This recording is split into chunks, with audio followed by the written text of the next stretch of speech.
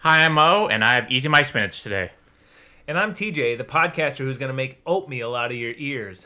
And this is... It's still new to us, damn it. Welcome to It's Soon to Us, Damn It. I'm Mo, he's TJ, we just said, and we're here to watch every movie ever made to be invited to parties. That's right. It's peak party season coming up here. The sun's back coming out. The snow Yeah. is melting, and We we're got ready a to leave the house. midwinter spring. That's I call it. right. Yes. And I'm declaring it right now for the Metro Detroit region. This is the last we've seen of snow in the calendar year. No, it's not. It's going to happen again. It's going to be At way least until November. I feel it. No. I feel it. bad. No. You know this, man. Punxsutawney Phil be damned. You know, it gets warm for a little bit, and then the next week it's going to be frozen hell. Correct. Yeah. Yeah. Yeah, it's True. beautiful. I was in shorts walking around yesterday. It was Oh, lovely. so great. I think I might go for a walk on Saturday. That's going to be... cause it's going to be... If tomorrow it's 50. The first walk of the spring post-football season, there's just a feel about it. Yeah. You know, I know this probably belongs in our first segment, but I just want to say really quickly, like, the calm after football season's over, there's something special about it. I can finally shift into the mode of following basketball and hockey more. Baseball's on the horizon. I'm good. I'm like tired. I'm like, by the end of the football season now, I'm just like, I'm ready for it to be over. Yeah. And I've been getting a lot into basketball. But we'll get into that during our first segment. That sounds good. Yeah. But I believe we can enter now. Yeah, I don't We see can why now not. enter the banter zone.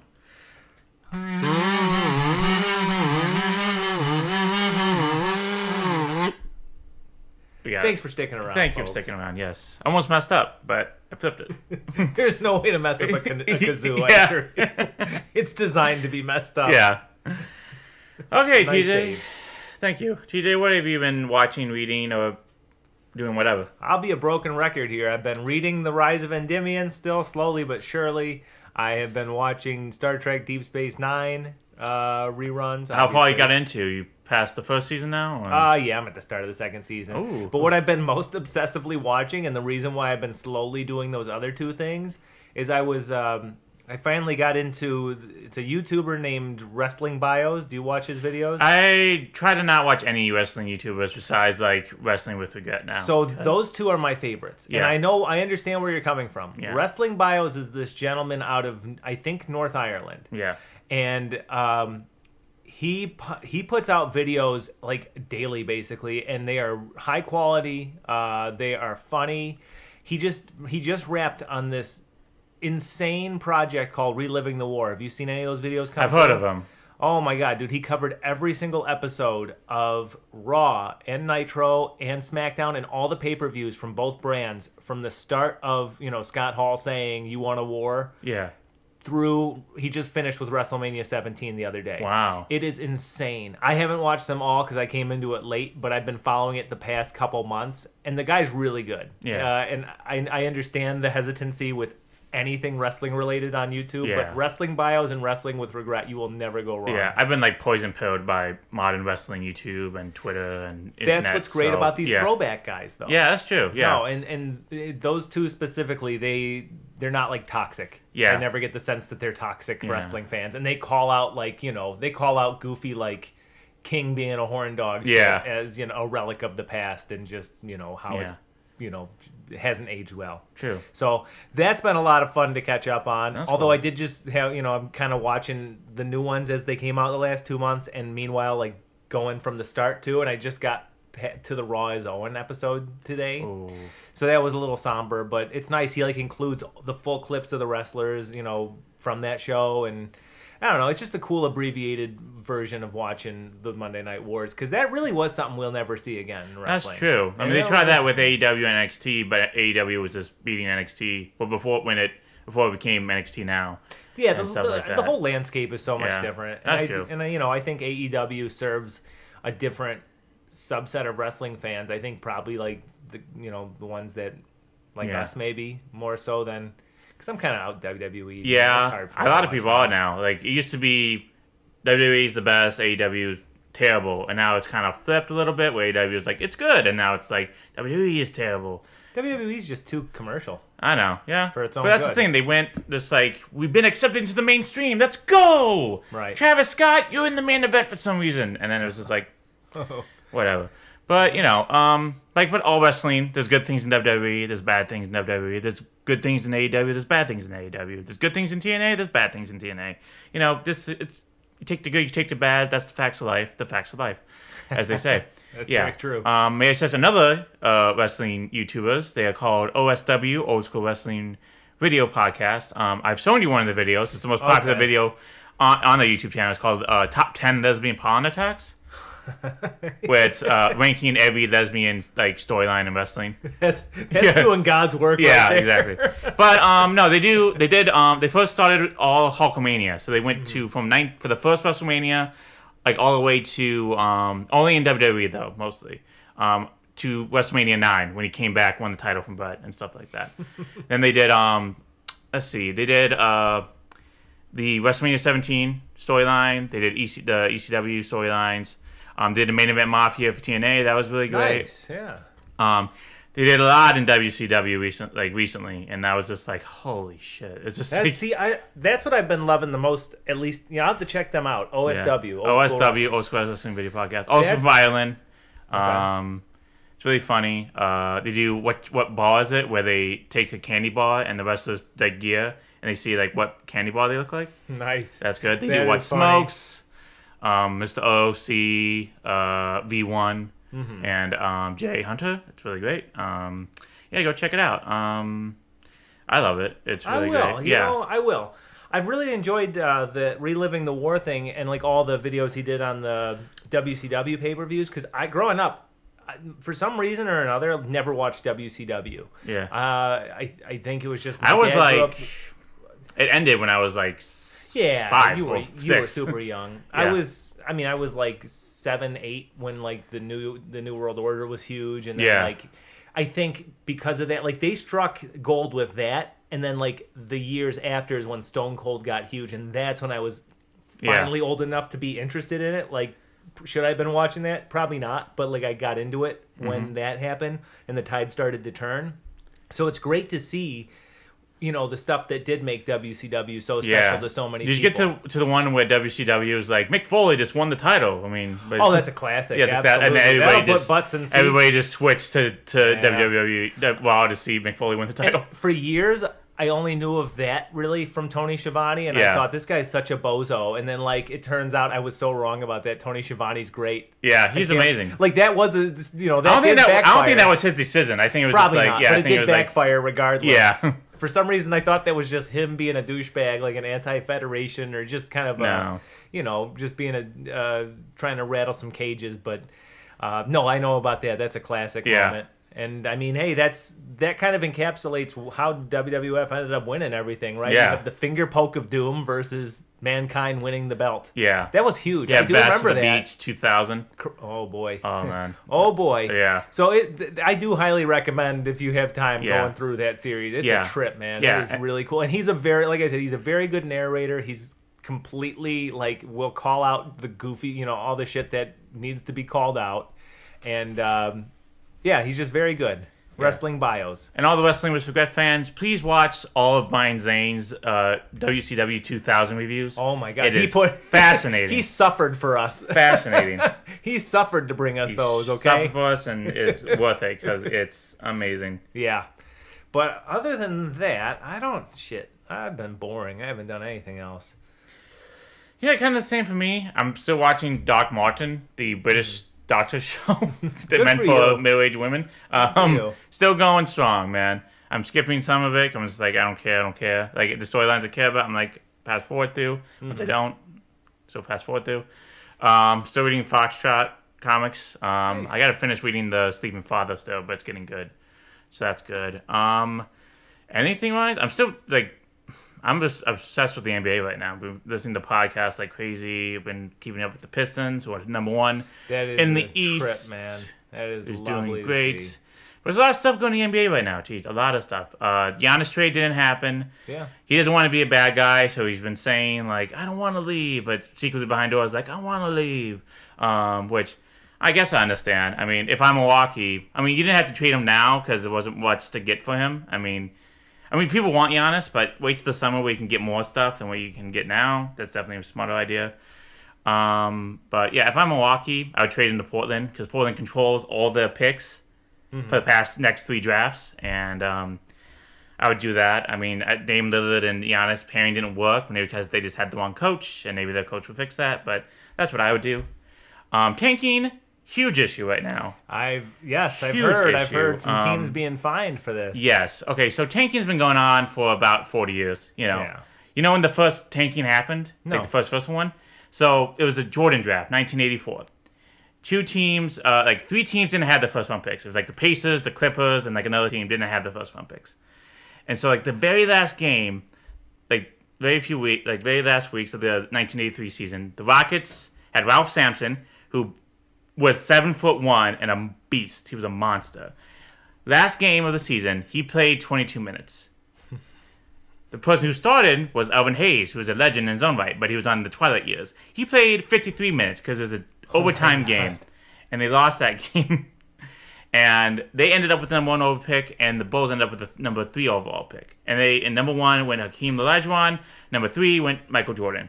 And so the NBA was like, no more of that lottery. And then the lottery happened. But now teams have now found ways to manipulate the lottery. This has been going on for 20 years or something like that. Really increased with the Philadelphia 76ers. But this has been going on. But now it's getting way worse because Philly was so transparent. Yeah. Now it's going way worse because it used to be this the last month of the season, the last few weeks of the season. It's like, okay, we'll sit guys and stuff like that. Try to get worse. Now it's 3 months before the season even ends, and Utah Jazz in particularly are sitting players at the end of the start of the fourth quarter, and hoping they lose the game, even the one game they won.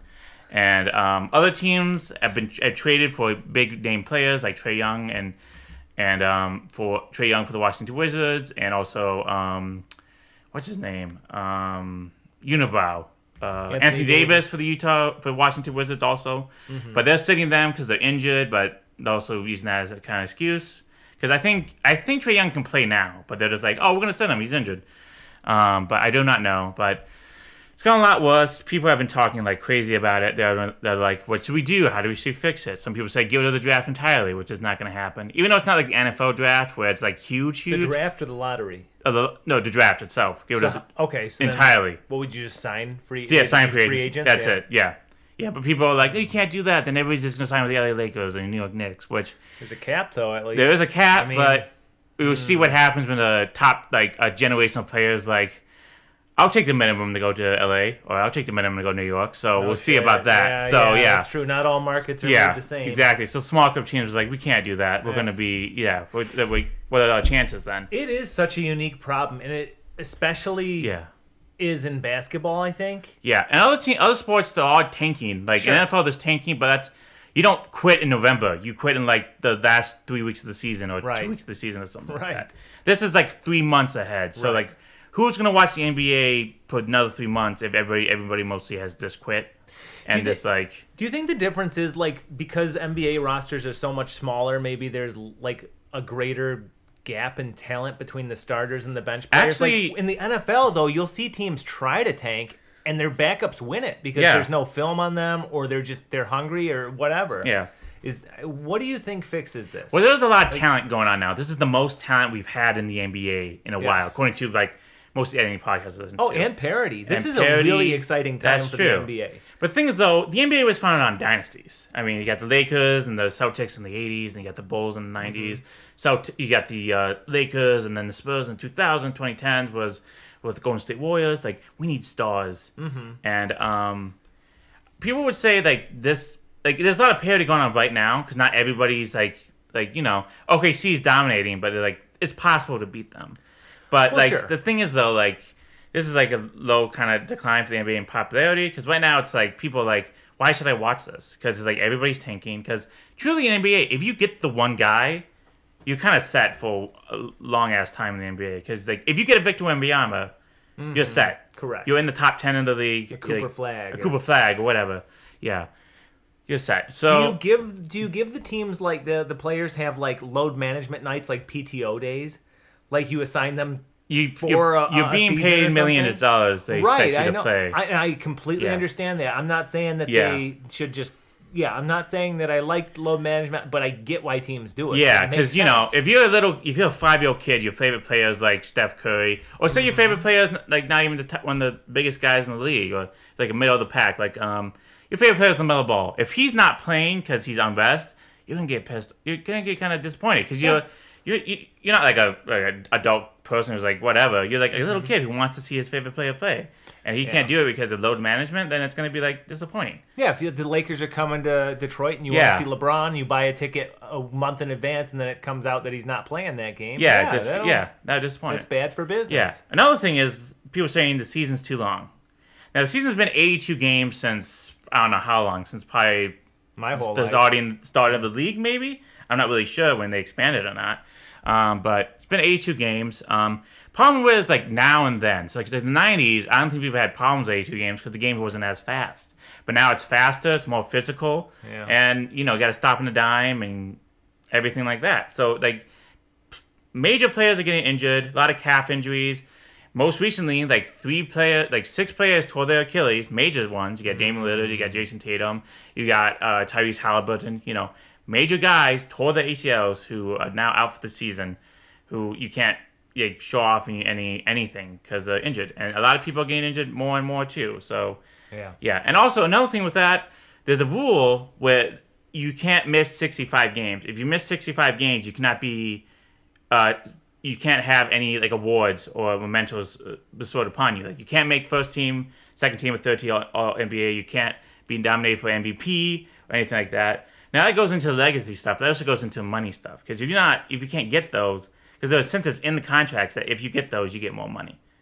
So and also right now, so many people are going down that a lot of people are soon to hit that mark. Nikola Jokic can't miss like 1 or 2 games, or he won't be eligible for MVP. So is Shea Alexander. He can miss like 6 games, and he's injured right now. So if he misses like 6 more games, he probably won't give you MVP. Yeah. So now like a lot of people are not getting the MVP recognition. So now you're going down to like Cade Cunningham, who I love, who's part of our team, but he could be MVP candidate now. So could Jaylen Brown and stuff like that. But yeah, so that's also another. That's not problem. A hot take, by the way. Yeah. If they end up first in the East, Cade for MVP is not a hot take. It's not a hot take. That is true. He's been rising in the ranks and stuff. Some people in the media have been saying, I think Cade Cunningham deserves some recognition.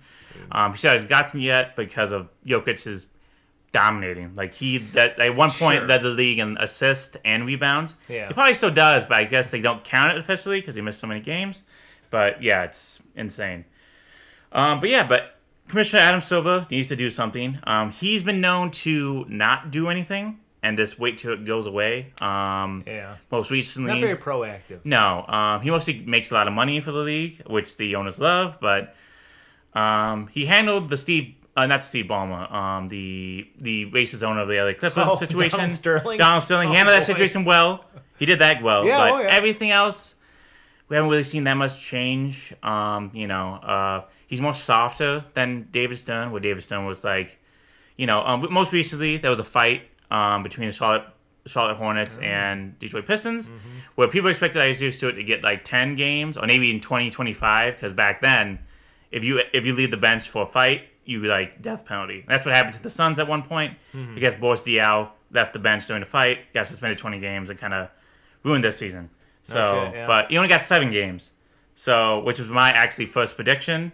But then people started saying like all these things like, 10 games, but he only got 7 games. So he's a little bit lighter on that. But also, you got to make these changes, or else the league, no league is safe. I don't care how popular you are. Like, if people stop paying attention to you, they will stop paying attention to you. I mean, look at baseball. Baseball was America's pastime, and now it's the 4th, maybe 3rd or 4th most popular sport in America. Yeah. So, as soon as people lose their eyes on you, you're kind of gone. I think it's seeing a slight bounce back, especially with the game quickening with the pitch clock. I think that it's made the game better, at least during the death march of the 162 game season. Yeah. I think it's made it better. So I mean, the NBA can obviously reverse its fortunes with, the right decision making, but is Adam Silver the guy that's going to do that? Yeah. He said he's fine with teams, but he said we're going to make major changes because my guess won't be major getting rid of the draft, but it'd be no pick protections where it's you can have this pick, but 1 through 4 we get it back or something like that. And also at a certain point, say after March 1st, if you start winning, then you get more ping pong balls, or your percentage of winning the lottery increase or something like that. These are just suggestions. These aren't actually major things that have happened yet, but you got to make some kind of changes. And Who else the NBA could suffer for it? So, because right now, like, I'm not saying we're entering like the '70s era of NBA, which was also it's during the lowest point of its popularity, and we could have folded at any moment in the '70s, but luckily Magic Johnson and Larry Bird came, and Magic Johnson and Michael Jordan came and saved the league, basically. So, but like once again, if your eyes go somewhere else, they'll go somewhere else, and right now the NBA has a problem, and they need to take care of it, or else there's a possibility they won't be here for not long. Like, they'll be here in another 10 years, but 20 years down the line, who's to say? Do you think dynasties are good for the league then, ultimately? I think dynasty is good for any league. I mean, when is the league most popular? When it has dynasties. That's true, because they become villains, kind of. They become villains. That kills me, though, because I love, like, what is it, the last 7 years has been a different NBA champion? See, I love that. That's great. I love that. To me, that shows that you're in a competitive league. But, yeah, you're right. If it's the Warriors or the Lakers or casual the Celtics fans don't care about parity. Casual fans cares about greatness and seeing a great basketball player play. That's fair enough. But I think I love. That's what I love about the Pistons. They're always like this team that would win its championships between other dynasties. You had them between the Celtics and the Lakers and the Bulls, and then you had them in between the Lakers and Spurs in the 2000s. Mm-hmm. So I kind of like that. They always would disrupt the league. Yeah, and when this team's kind of built off of what we had before: tough defense. People just say that those like '90s team was all about them just like beating up guys, but they were. Oh, they could shoot. They're literally considered one of the best teams of all time because they passed the ball well. I mean, Isaiah Thomas didn't score like 20 points a game, but he was a facilitator for everybody. Yeah. Joe Dumars is one of the best defenders in the league.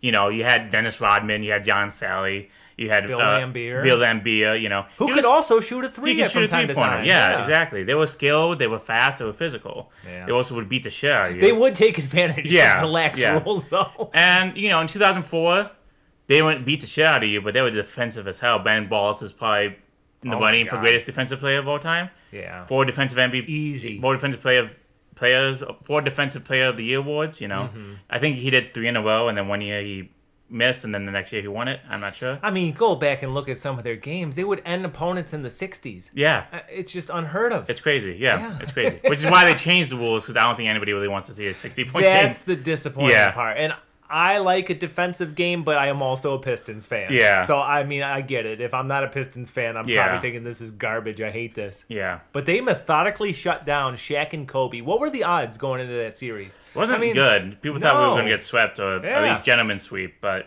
but they were like, yeah, we did it. And luckily we had Ben Wallace, who was a monster. Yeah. Or else we would have had to double team Shaq, and we wouldn't have be able to guard Kobe the way we did. So, yeah. Absolutely. Mm-hmm. Good stuff, man. Good stuff. Yeah. So, it's NBA right now. It's cool.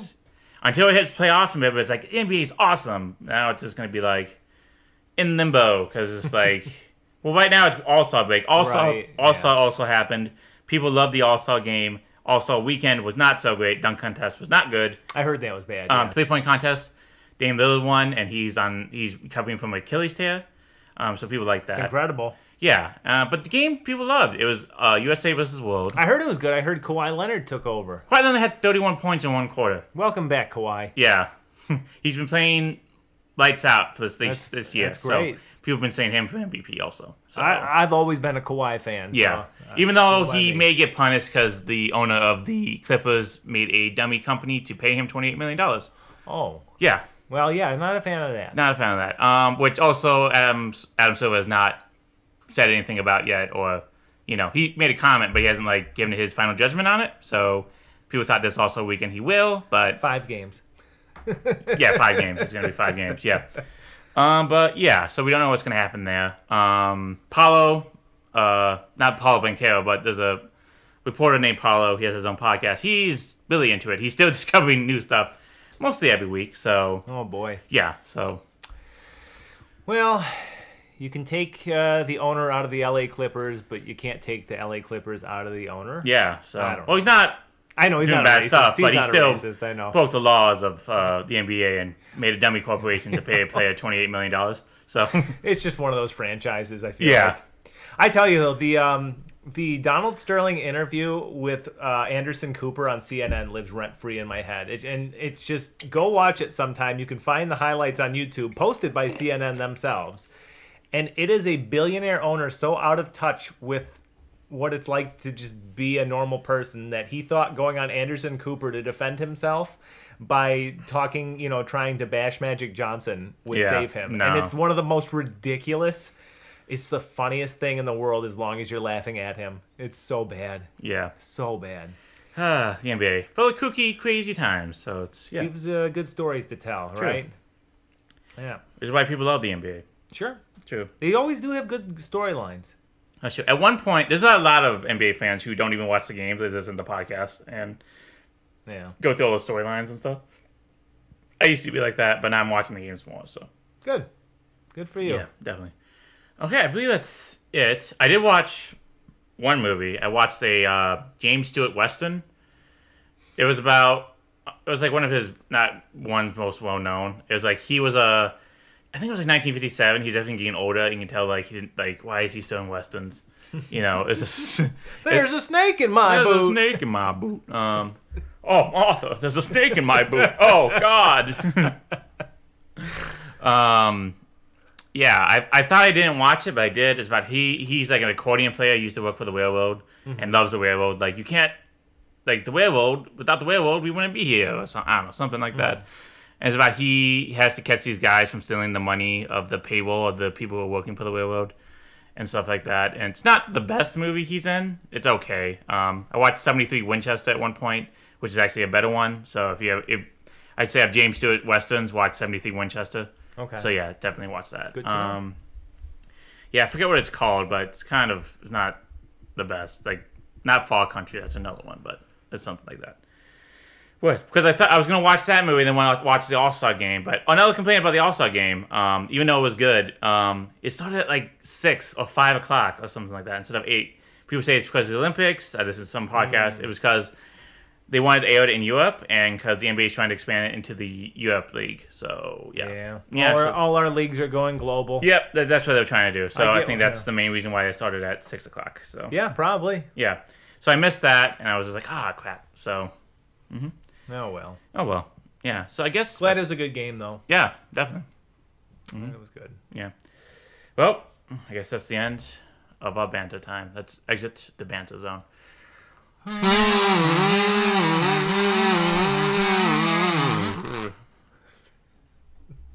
Fantastic. Thank you.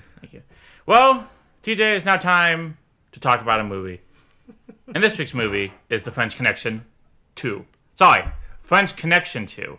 There's no the. I wanted to ask if you noticed that. Yeah. Because the first one is very, very clearly The French Connection. Yeah. And this movie is very clearly called French Connection 2. Yeah. When I was searching for it online or for streaming, I was typing The French and I could not find it. I'm like, what is going on? So I backed up and removed the and that's when it came up. Yeah, I did notice that. I noticed it in the review of Letterboxd. Like it's French Connection 2. That's right. Anyway, French Connection 2, released in 1975, directed by John Frankenheimer, written by Alex Jacobs, Robert Dillon, and Laura Dillon, starring Gene Hackman of Hoosiers fame, and Superman 4: The Quest for Peace. That's right. I must say, when I was looking at the list, I can't really think of any really bad Gene Hackman performances. Was that Mooseport one bad? Yeah, his last one was bad, but probably his performance was good. Maybe, I don't know. Gene Hackman's an all-timer. Yeah. Yeah. No, I won't say a bad thing about the man. Yeah, true. Fernando Rey, The Discreet Charm of the Bourgeoisie, and 1492, The Conquest of Paradise. Fantastic. And Bernard Fresen, who is in The Tenant, and Dingo. Ooh. Don't know what Dingo is, but I hope he didn't eat a baby. I hope not. Yeah. Crikey. I remember that line from the Rugrats movie when they missed Dale, and then a reporter asked, like, Mrs. Like, it's actually a Australian reporter, like, Mrs. Pickles, did a dingo eat your baby? And then... Yeah, what a weird thing that, like, all those shows, even the kids' shows, would reference that. Yeah, like, that's a Seinfeld line, right? That's who got famous on Seinfeld? No, it was a famous story from Australia where the family was picnicking, and the baby, like a newborn baby, basically got killed by a dingo, and the parents went to trial. It was a big story. And I think, like, I don't remember how it turned out, but I think that, the Australian public was like, no, this woman killed her baby and then framed a dingo for it. But but I think she was ultimately vindicated. Yeah, and and somebody did evidence. actually ask, did a dingo eat your baby? Yes. So it became a very topical joke at that time. So I remember Elaine saying it. Yes. Maybe the dingo ate your baby. Yes. Yeah. But no, that is funny that it made its way into like Rugrats, and it's like, this is a horrific story. Yeah. Why are we joking about this? Sure. But yes. Mm-hmm. Okay, TJ. Before we get to the synopsis of this film, French Connection 2. Huge fan of French Connection or the French Connection? Should we call it French Connection 1? So let me ask you. You've never seen The French Connection? No, I've never seen the French Connection. Okay. No. So I chose these movies this time around basically because I wanted to see, were these are sequels I never would have expected, or at least in Bad Detective's case, like kind of a spiritual successor that didn't really need to exist, but they do exist. As you can guess, The French Connection was a big deal, okay? It was from 1971. It was directed by William Friedkin. Yeah, made $75 million, won Best Picture. Yep. Yeah. Gene Hackman, Roy Scheider, Fernando Rey.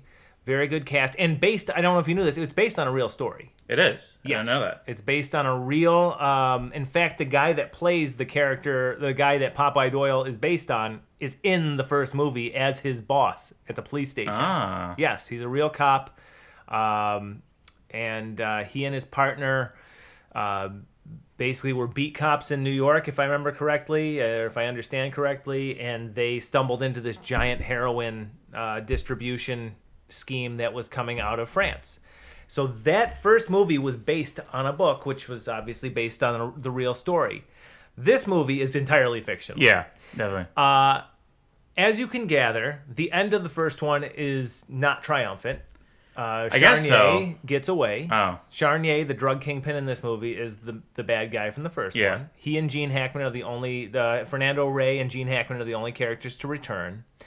And your ability to understand this movie and or enjoy it hinges probably 95% on knowledge, or at least previous viewing of The French Connection. Because I know of Popeye Doyle. I've never seen Popeye Doyle, so. What do you think of Popeye Doyle based on French He's not Connection? a great man.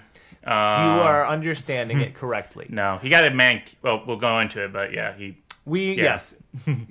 Yeah. I will say this: it is entirely on brand that the first thing he does as any authoritative capacity in this movie is chase down a black man and beat him up. Yes. Popeye Doyle, and I love the fact that the guy that he's based on was like so thrilled to be in that first movie. Yeah, wasn't he? Popeye Doyle he's a good cop in terms of results. He will get results. Yeah. He is not a good cop. No, he's not. He is not a good cop. He does not have the temperament of protect and serve. He is a vindictive son of a bitch. He is tenacious. He's relentless when he sets his mind to something, but he has a great disregard for public safety. Yeah. That is very, very dangerous. True. Wasn't like the actual Popeye Doyle like on the set like an asshole too? Everybody was like, yeah, we were talking to the guy. He was just probably everybody just be shit. So probably, yeah. I just remember that he had. It's not like a big role, but he plays. His name is Eddie Egan. And yeah, he plays one of the bosses at the police station. It's a small role in the first one, but he's there. Oh. And apparently, I mean, hey, some people are just like that. They're proud of who they are when they probably shouldn't be. True. So, yes. Yeah. Let me just say, before I get into French Connection 2, like I said, your ability to follow this one and enjoy it hinges entirely on seeing that first one. Mm-hmm. Stylistically, these movies are very different. And I still highly recommend The French Connection. Yeah. It's a great movie. It's a landmark picture in terms of, in a number of ways. It's a landmark movie. Yes. And, big enough to where it got this sequel. And before we start, John Frankenheimer directed Seconds and also The Island Dr. Monroe, the 1996 film. That's where I knew his name. Yeah. Yes. Okay. I've never seen that. I've heard it's fucking terrible. Yeah, though. He's a replacement because he's a kind of studio guy who was like, he can make a picture real quick and be done with it. Meanwhile, William Friedkin, I think, went on to make Sorcerer, which is a movie I've always wanted to see. I know. Sorcerer has come back a little bit in like the mind's eye of like the movie critic or the movie fans and stuff like that. I would love to watch that. Because people really love Sorcerer, especially like Letterboxd fans and stuff like that. Cinephiles. Cinephiles really love Sorcerer. Yeah. No, I'm writing that down because I don't want to forget that. Yeah. That might be in a future season. We shall see. But yes. Okay. Well, TJ, what is this film about? 4 years after Elaine Charnier escaped the clutches of the NYPD, Detective Popeye Doyle arrives in Marseille, seemingly to assist Inspector Henri Barthelemy in his pursuit of the international drug kingpin. More accurately, the obsessed and impetuous detective, further jaded by his previous inability to capture Charnier, is out to exact his own brand of justice. Unknown to him, he's also being used as bait by French authorities to draw out the drug lord. Doyle quickly ditches Henri's assigned security detail and retrieves the gun he smuggled with him to France. A crime, even for a visiting policeman, according to Henri. And he sets out to track Charnier's whereabouts. However, when the crime boss spots Doyle first, his men abduct the detective and seclude him for several weeks, during which time he is interrogated and repeatedly shot up with heroin. As Henri and his force comb the streets of Marseille, Doyle falls further into hopeless addiction. Once Charnier is satisfied with Doyle's explanation that he was sent overseas because he's the only NYPD officer who could recognize him, his men give Doyle one final, extra-large dose of the drug and leave him in the streets to overdose. Henri's men find Popeye in time, and a doctor is able to save his life. The next several days are hell for Doyle, however, because Henri keeps him locked in a small cell where he goes through severe aggregating withdrawals. Once recovered, Popeye works to build back his strength and endurance, but he's unable to remember where Charnier had been keeping him. One night, while skulking around Marseille, Doyle's memory is jogged when he stumbles upon the former hotel now fronting as a safe house. He calls on Ray to tell him the location before dousing the inside of the building with gasoline and lighting it on fire. As occupants race to escape, Popeye detains one of Charnier's henchmen and beats him mercilessly until he gives up information on the kingpin's plans and whereabouts. In an ensuing firefight, Charnier's men open the city's spillways, and Doyle must save Henri from drowning, an act which allows the criminals to escape. Doyle, Henri, and the French police force regroup. Popeye persuades Henri not to send him back to New York, and, based on his previous interrogation of Charnier's henchmen, he urges the inspector to spy on the captain of a ship docked in Marseille.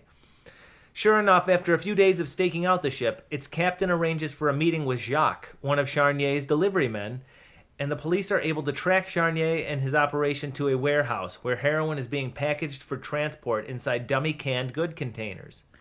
Another shootout commences and Charnier escapes again. Doyle, undeterred by the danger and indifferent about public safety, pursues the drug lord on foot, a lengthy chase that seemingly ends once Charnier makes it to his yacht. Doyle is able to cut off the yacht at the end of a nearby pier, however. As the criminal basks in sunshine on the boat's upper deck, Popeye unholsters his smuggled pistol, calls Charnier's name, and shoots the surprised criminal dead. The movie ends abruptly, with no indication of what's to come next for Popeye Doyle. In the end, no hilarity ensues. Yeah, that's what happened. Yeah. Do you think I missed anything there? No. Let me just say, this movie was a cool 2 hours. Just a nice, solid 2 hours. Mm-hmm. I'm pretty sure I haven't actually looked at the runtime, but the first one is like an hour and 56 minutes. Okay. I was going to say, I knew it was a little bit shorter. Yeah. Not the first one. This one's an hour 56. This one's an hour 56. Yeah. Okay. Yeah. Okay. And I just found it. The first one is like 15 minutes shorter than. This one's 100 minutes. Yeah. 104 minutes.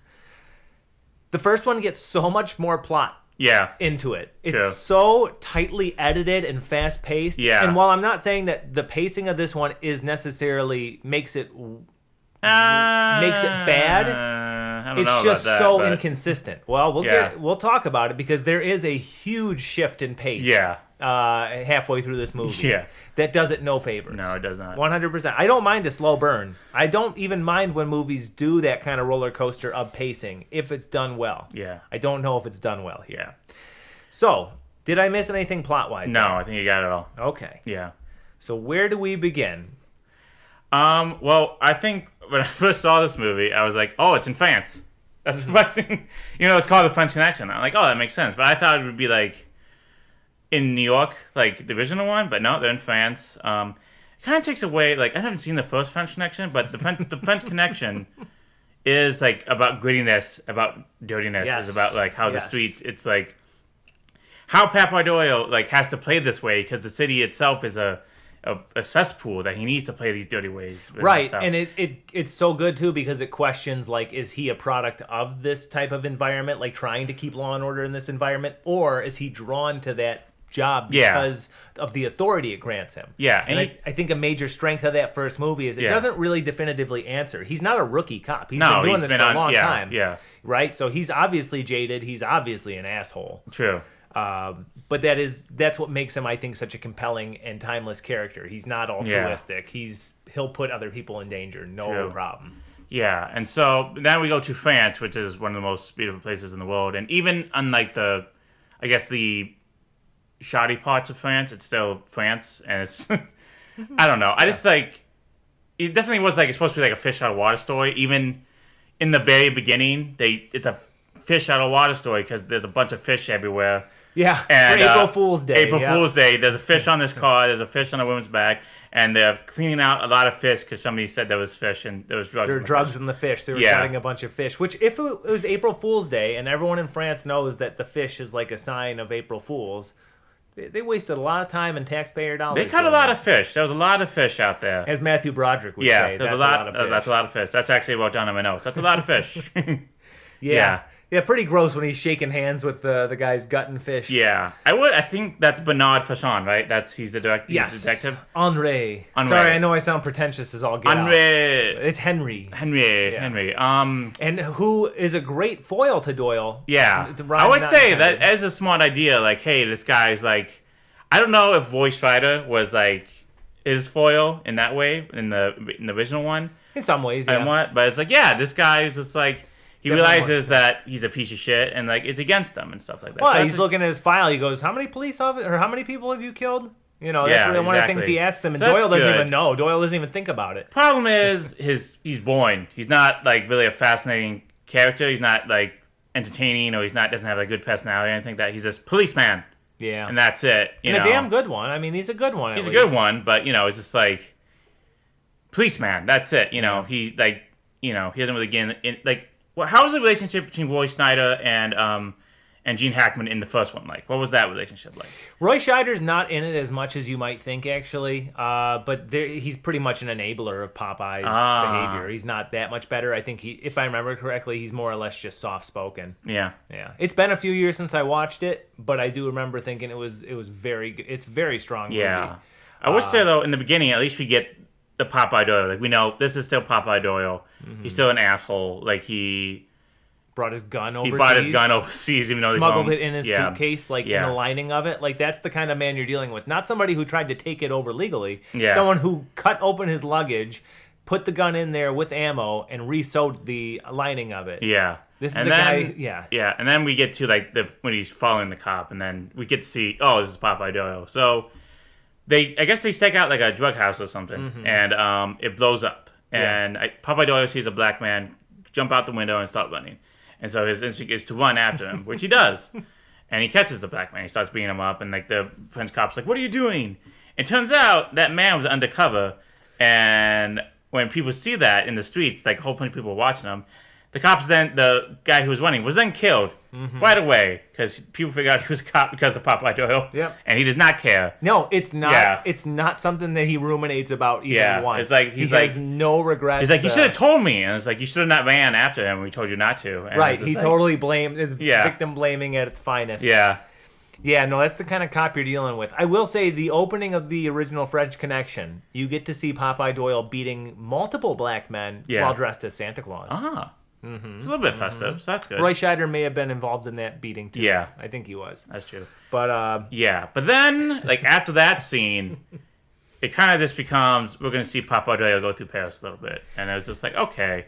Which could be fun. It could be fun. It could be like when Columbo went to England and solved a murder there. Yeah. That's kind of what I was thinking maybe this would end up being. But it was kind of not fun and boring, whereas it's I can't speak French, I'm hitting on these women, I'm Gene Hackman. It's kind of like the Nicholson effect of the two Jakes, where we see him women love me. He's okay, Gene Hackman, we get it. At least he didn't get what he was after, though. That's true. The French women did turn him down. Yeah. He wasn't Jack Nicholson having relations with what was that, Virginia Madsen? Virginia Madsen. Not Virginia Madsen. what's her name? Madeline Stowe. Madeline Stowe. Yeah. We didn't see that. To Virginia Madsen. And we see him walking around, like he goes to a bar and then he's friends with the bartender. Makes him drink absinthe. And then he gets abducted, and that's when the movie really takes a fucking halt. So yes. So let me just say, I like the plot of this movie. Yeah, I do. As in terms of like, as far as a sequel to The French Connection could go. I like this. I like that it's a lot of explained. people do. A lot of people actually really like this movie. Oh, okay. Yeah. Well, I like that they justify him going there. That is believable because, frankly, he's the kind of asshole who would want to go. Again, he doesn't. He takes it personally that this drug lord got away. Yeah. He takes it very personally, and not because he thinks, oh my gosh, the heroin this guy's pushing is killing people on the streets back home. Yeah. It's because this guy got away from me. Yeah. He wants to go over there and settle that, right? I like that. I even like the whole plot point of him getting abducted and doped up. That is an interesting twist. How is that going to affect the character? Spoiler alert, the scenes go on way too long. Yeah. And while I actually really like Hackman's acting in those scenes, I think he's outstanding. Sure. It just goes on way too long. I think it's long. 45 minutes of the movie. You could have easily cut 15, 20 minutes. You could have just had. Easy. You could have had his henchman abduct him, have one giant montage. Or just one giant heroin overdose this one time, and they dumped him, and that's it. Yeah, they make it a point of it being weeks. But weeks, and it's like you see him doing heroin, and it just keeps on going and going. I was trying not to fall asleep because I was tired from working out. I was like, how long is this going? Like, why are we seeing Gene Hackman doing heroin for 3? It's supposed to be 3 weeks.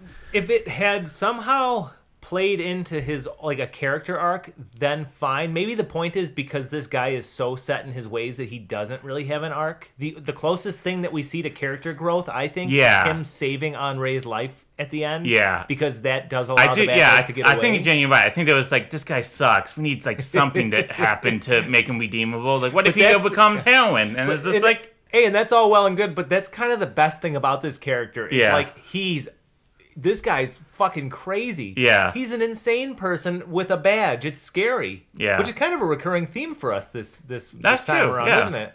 Insane people with a badge. That's true. The two Jakes. And family trauma or something. Yeah. Family trauma. What was it was the two Jakes and Bad Lieutenant. Yeah.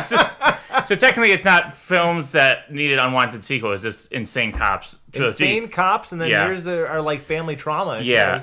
So this went on for so long. I mean, it's fine. You can show him doing heroin, and then you can just dump him off. Right. But it was him doing heroin, then him trying to kick the heroin, and then it was him still trying to kick the heroin. Which again, I'm fine with all of that. It's just shorten these scenes. I don't need him trying to explain baseball for so long. Yeah. I don't mind a little bit of that. Yeah. But when he's taking the chicken bone, he's here, throw that to me. Yeah. And then we have a woman who's also a heroin addict, and he steals a watch. She steals his watch. Yeah. Yeah. You could have cut her out. Definitely. You could have cut so much of this. Yeah. it felt like padding, and again, it's just this is definitely done. Gene Hackman was I'll make a sequel, but you gotta let me do my acting chops, and it was just had me strung out for 45 minutes.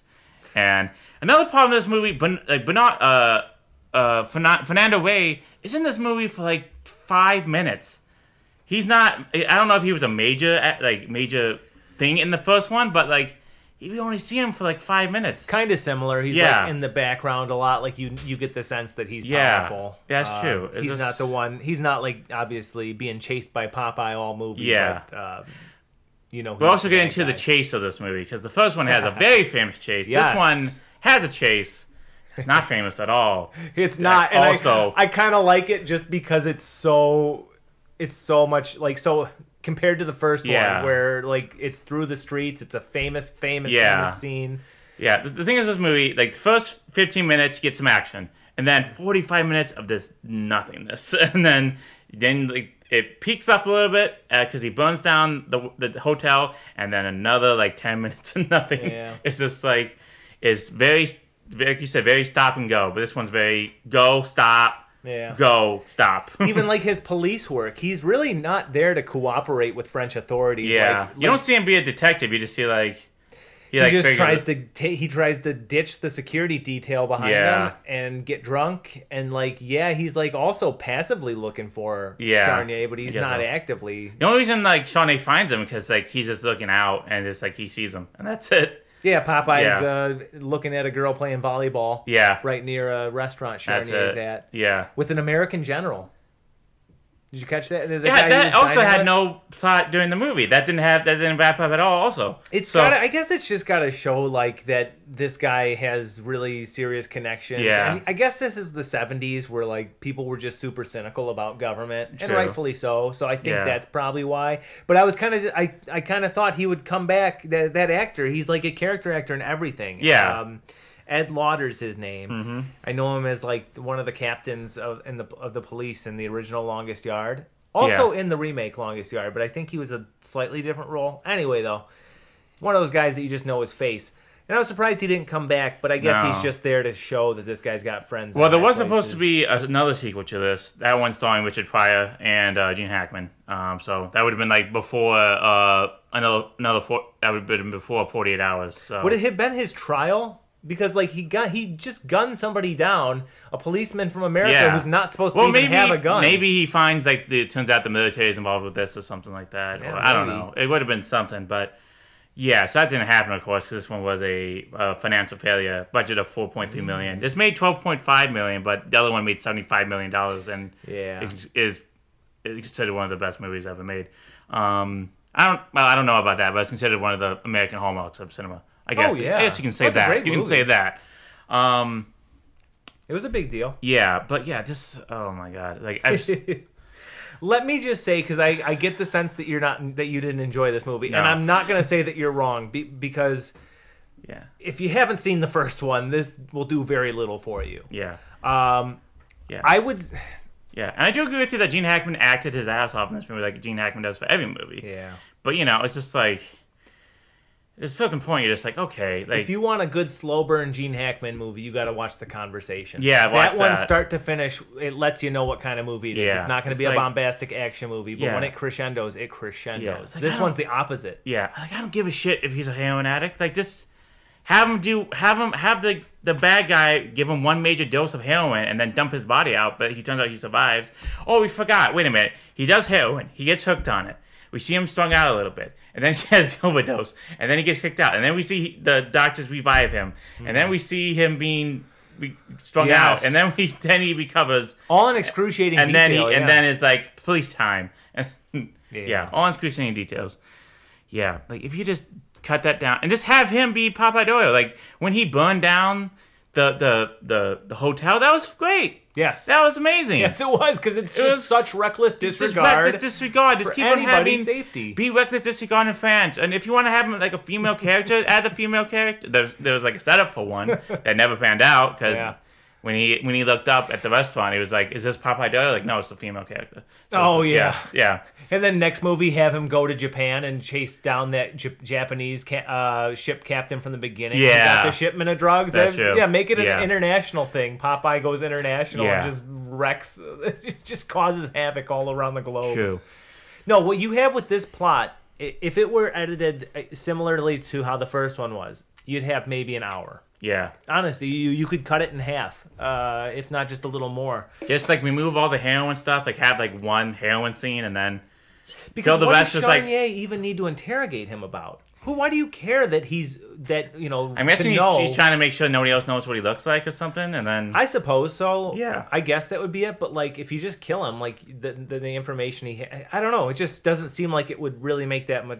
It makes that much sense to keep him alive for so long. Yeah. It's one of those like Dr. Evil things. Like, why don't we just shoot him, Dad? You don't get it, Scott. From Austin Powers. But I don't know. I'll save my final thoughts for final thoughts. But that's. Then we get to like, I guess we can go to the very end, because the movie is really like beginning. We see him in France. 45 minutes, him on heroin, and then end. That's so.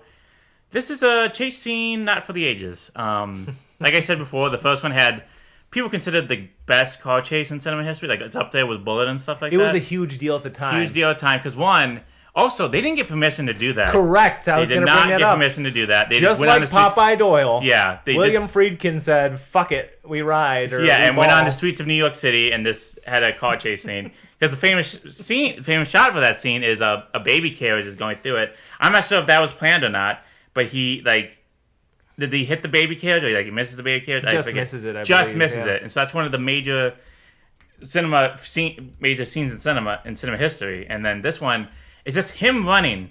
That's it. You took all the action and it's fun. Chase scenes are good if you're just running, if you're an action star or something like that. But it's just him running down the Port of France and just he literally steals a civilian's car in the first one. It's so good. Yeah, it's just no, he's just running and I don't want to see Gene Hackman run for 15 minutes.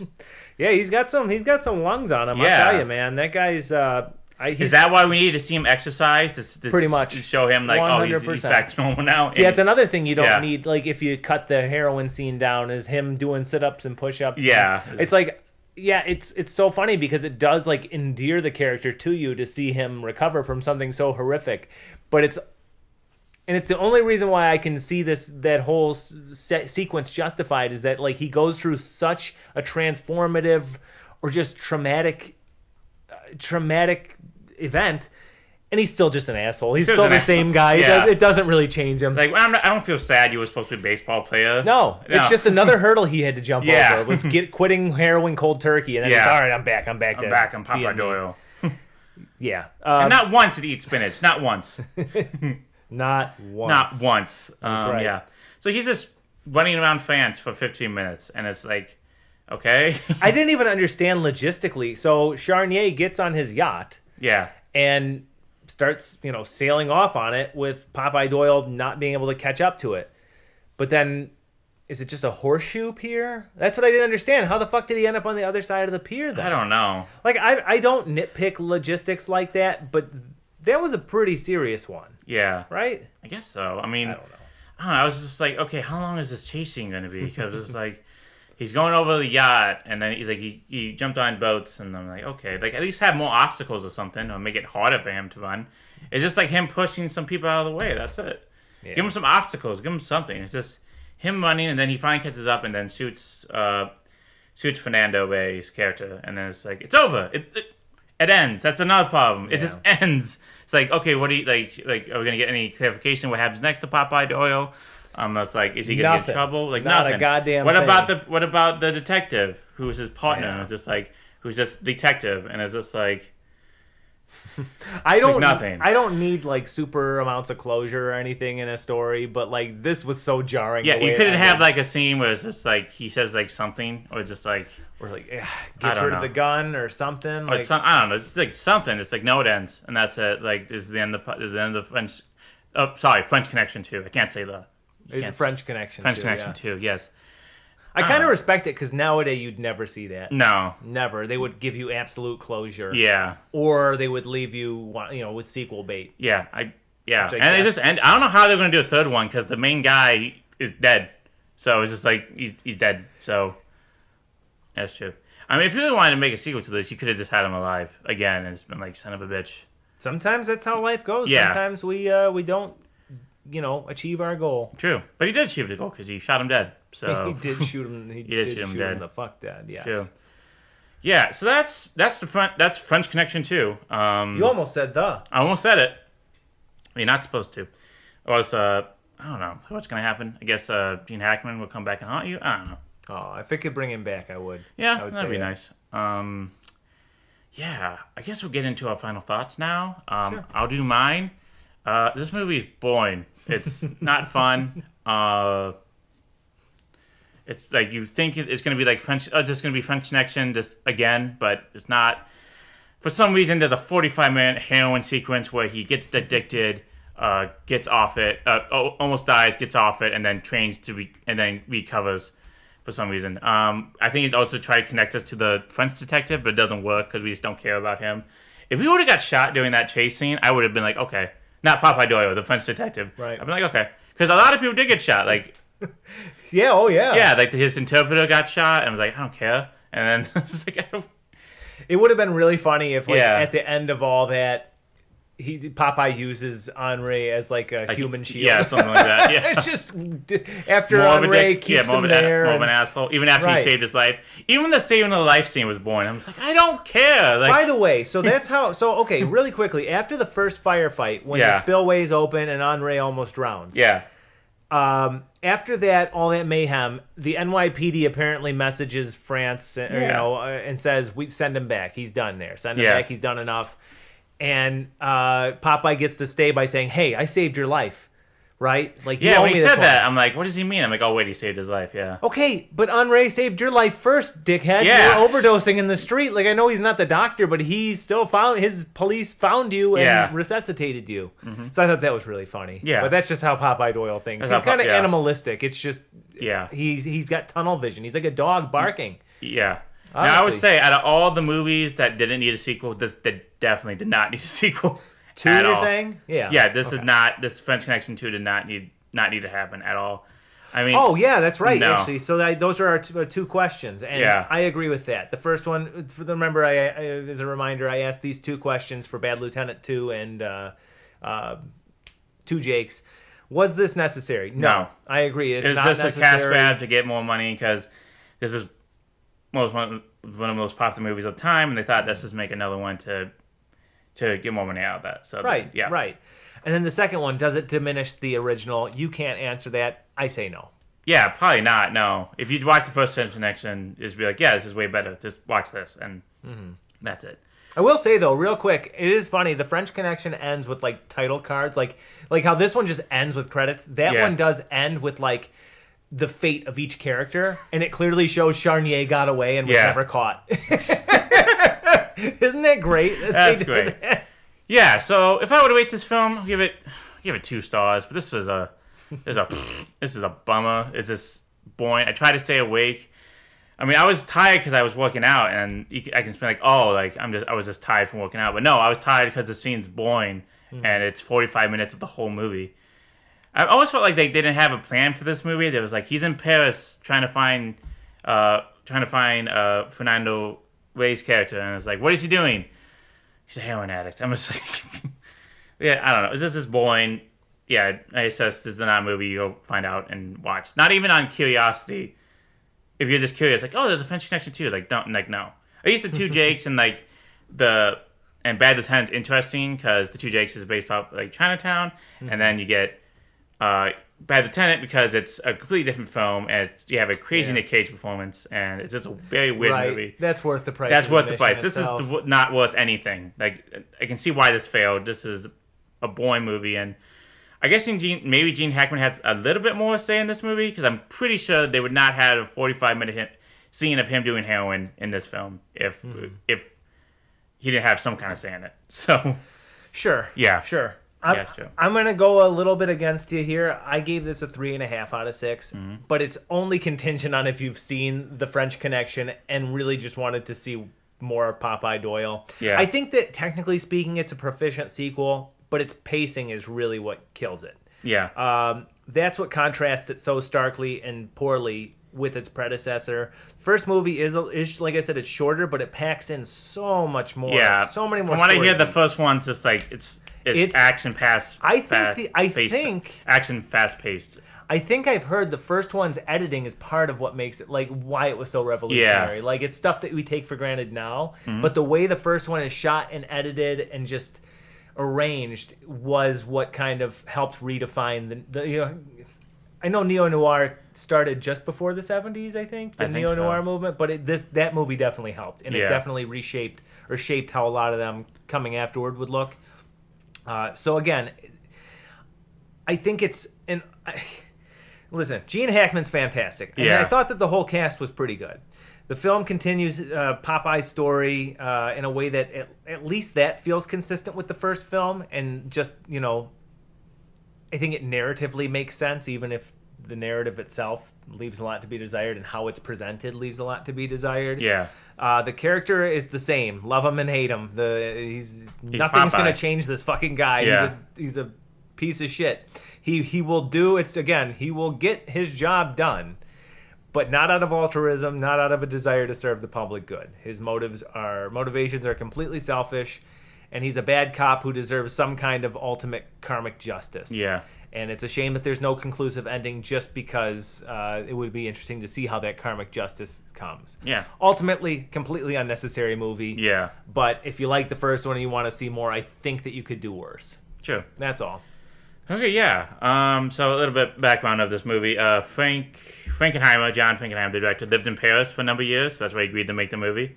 He liked the script, liked the characters. He liked that Gene Hackman didn't understand a word of French. But I don't know. Those scenes I did like, actually. I don't know. I don't think he's being such an ass. Oh, but see, like, yeah. Hold on, I have the quote here. Yeah. The one guy he's talking to. Oh, is this in the Shit. Hold on, 1 second. When he's talking to a suspect, and he's the suspect doesn't. He's interrogating this guy who doesn't speak English, and he's saying, he says, "I'm going to take you right down," and he's like doing it with a smile, like the guy doesn't know what he's saying. He goes, "I'm going to take you right down to that alley there, right down there, and we'll start right on your throat, right there." And then he says, you skip a couple lines. He's trying to say, "Oh, you don't understand, eh? First, I'm going to work your arms. I'm going to set them over the curb. I'm going to use them as a trampoline and jump on them. Then I'm going to take your kneecaps. I'm going to make oatmeal out of your fucking kneecaps." It's so sadistic. Yeah. This guy is such a piece of garbage, but it's fun to watch him be kind of a piece of garbage from time to time. Mm-hmm. It's just, it's a very interesting movie character because, again, he's famous.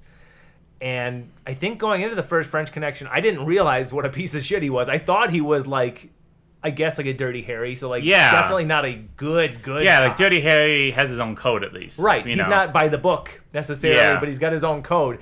This guy's a fucking deranged dog on a leash. Definitely. Yeah, on a short leash. Also, Frankenheim wanted to make this movie because he wanted a success, because he made another movie called The Impossible Object, which was a failure, so he needed a hit. Okay. And William Friedkin has never had any interest in doing the sequel and never seen this movie. Good for him. Yeah, good for him. Gene Hackman almost passed on the film, which probably would have been a good idea, but I don't know. Doyle. So when he says Mickey Mantle sucks, they actually had to clear that with Mickey Mantle. So they had to show the movie to Mickey Mantle to get it cleared. That's funny. And he said, and he loved it, and he thought it was hilarious. So in the context, fine. it's great. Yeah. It's not an insult to Mickey Mantle in the context. Yeah. It's saying this guy, I was set up to fail because this guy was too good. I do find it funny. You have to go, like, you can't say anybody sucks, so you have to go see if it's approved by somebody. Imagine old ass Mickey Mantle just watching this movie, and it's like, I wonder if he liked it. Who knows? I don't know. So the French version of this film, Popeye speaks with a thicker American accent to allow to make the linguistic problems make more sense, I guess. Mm-hmm. And then, of course, they were planning a third one, and that never happened because it was a failure. Just like the Two Jakes. Just like the Two Jakes. No shit. Yeah. Don't take these wonderful neo-noir pictures from the 60s and 70s, Chinatown and French Connection. They didn't need sequels. They were perfect the way they were. Yeah. Other people's opinions on this film. Ebert gave this 2.5 stars, so kind of agrees with me a little bit. He says, quote, "The feeling that Detective Jimmy Popeye Doyle's heroin detox sequence halfway through the film, well acted by Hackman, stripped the film's momentum." He said that if Frankenheimer and his script don't do justice to the character, that they at least do justice to the genre, and this is better than most of the many cop films that followed French Connection into release, end quote. Okay. And also another one, we actually get Siskel's opinion on this film, which is... for some reason, Siskel is not, like, I'm not saying he's not remembered as Ebert, but, like, you don't see, like, sites dedicated to his reviews or anything like that. That is interesting, isn't it? Yeah, maybe because he died younger than Could be before Ebert, the internet. Before the internet and stuff like that. Could be. I don't know. But yeah, he gave it 3.5 stars. 3 stars out of 4. He wrote, quote, "Too many Popeye histrionics turn one of the screen's more compelling characters into a bit of a cartoon. And when Hackman is shot full of heroin by a Frenchman's thugs, once again, the action is overplayed. Despite these objections, French Connection 2 concludes with a wallop that argues persuasively for its being seen." Yeah. Okay. So. Yeah, I will say those scenes were, like, graphic. Yeah. I mean, you see, like, the needle. Yeah, they do they make it uncomfortable for you. That's for true. Sure. I couldn't find any great reviews on this on Letterboxd because they're not really like any fun ones because they're mostly all just very serious. Like this one is somewhat better than the first one, or like I like this one because of Papa Doyle's character development. It's not particularly a fun movie. Yeah, you can't like. There's some fun quotes in it, but other than that, it's not fun. But I got 3.4 stars on Rotten Tomatoes. So it's an okay movie. Yeah.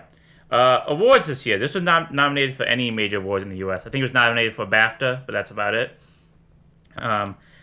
This is a movie year. People think that 2009 was a movie year. Mm-hmm. This is a movie year. So this was from 1975. So it's One Flew Over the Cuckoo's Nest. It was Barry Lyndon. It was Dog Day Afternoon, Jaws, and then Nashville. Wow. Major movie huge. year. That is huge, yeah. Any one of those could have won it. Yeah. Yeah. It's hard to choose. My heart's saying Jaws. That's what my heart's saying. I mean, if you want to look back in hindsight, yeah. Yeah. Jaws is a 10 out of 10 movie. Yeah, because I've seen Nashville and I still don't get it. I know it's supposed to be Robert Altman's masterpiece, but I still don't get it. It's just basically just a bunch of people on one day in Nashville, and all terrible people. And that's all Robert Altman's thing is like everybody's terrible, and we should make fun of them. And I don't know. I still don't get it. One Flew Over the Cuckoo's Nest. I've seen it once, but it's also great. Fantastic. Barry Lyndon, never seen, but legendary in its status because it's one great performance by Brian O'Neill. Yeah. And then also the way it's shot, because like it was all natural daylight and shot with candles and stuff like that. But never seen Dog Day Afternoon. A major blind spot in my cinematic ventures. I think that's like one. I think one of the John Cazale movies. That's it. Yeah. Yeah. Major blind spot for me. Mm-hmm. Top 10 films. Number 1 was Jaws, the first blockbuster of all time, so that makes sense. Number 2, One Flew Over the Cuckoo's Nest. Number 3, Shampoo, which I believe is just what's his name? He was in Reds. Ishtar. Who is next? Dustin Hoffman? Who's next to Dustin Hoffman? Warren Beatty. Sorry, it's basically Warren Beatty having sex with 2 women and discovering a murder plot, I think. Yeah. Number 4 is Dog Day Afternoon. Number 5 was The Return of the Pink Panther. Mm-hmm. Yes. Number 6 was 3 Days of Condor, which is amazing. May says you go find that out. I gotta see that one. Yeah. 7, Funny Lady. We gotta watch more Barbra Streisand on the show. There's gotta be a Barbra Streisand. Make it happen, maybe. Man. Yeah. 8, The Other Side of the Mountain, a movie I have never heard of. I have no idea what it's about. Number 9, Tommy. And number 10 is The Apple Dumpling Gang, a Disney film. About the Apple Dumpling Gang. Yes. Yeah, so this is, yeah. So I guess that's it, right? I mean, I think that's it. I mean, there's nothing else we can really talk about. Bye. Bye. See ya. No, wait, don't shut it off. Don't shut it off, please. Yeah, so that's our review of French Connection 2. French Connection 2. And that's our season. That's it.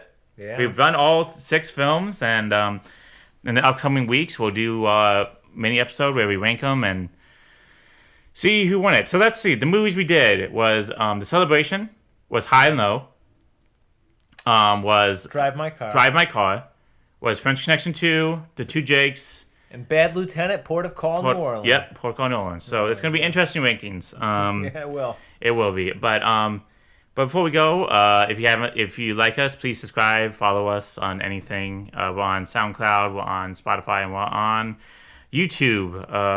Leave us comments of what you like, what you don't like, whatever you want. I still don't know how to check them. I think some people left us comments on Spotify, but I don't know how to check them.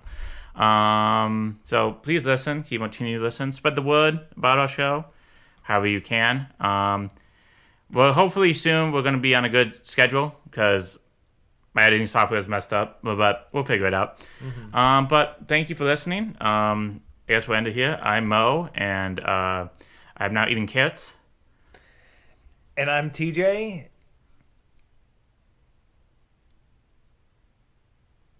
I'm ending just like the movie. Okay, ending just like the movie? Okay, good. Okay, so adios, everybody. Let's have Robert Mitchum play us out. Bye! Thanks for listening.